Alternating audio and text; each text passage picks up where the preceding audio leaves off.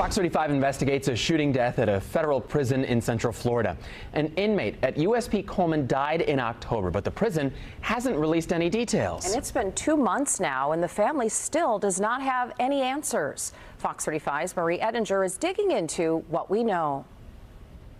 Me and him was really close whenever he was out. A father mourning the death of his son. You know, he has a 11-year-old sister. She's never going to see him again. A family heartbroken. 33-year-old Dwayne Toddleben will not be coming back to Illinois after serving his prison sentence at U.S. Penitentiary Coleman 1, a high-security men's prison in Sumter County. He only had 8.5 years left. It wasn't like he was going to be in there for life. Toddleben was serving 15 years for possession of methamphetamine with intent to distribute. He was arrested in August of 2020 during a traffic stop in St. Louis, Missouri. He was not a bad person. He wasn't. He just lost his way is all.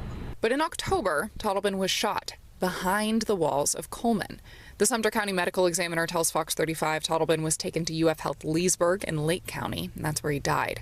The database for federal inmates lists his death as happening October 11th. The medical examiner confirms a shooting resulted in his death.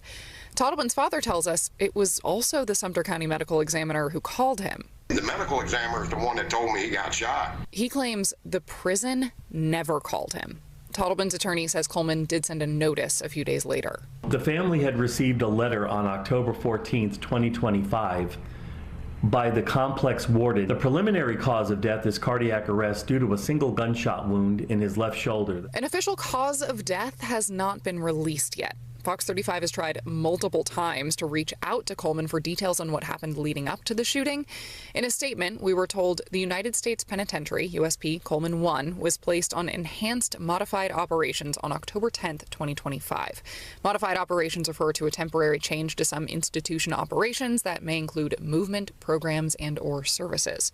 As to why they were placed on, quote, enhanced modified operations, Coleman hasn't answered our questions. We've reached out to them 3 more times since receiving that statement. They actually know what happened.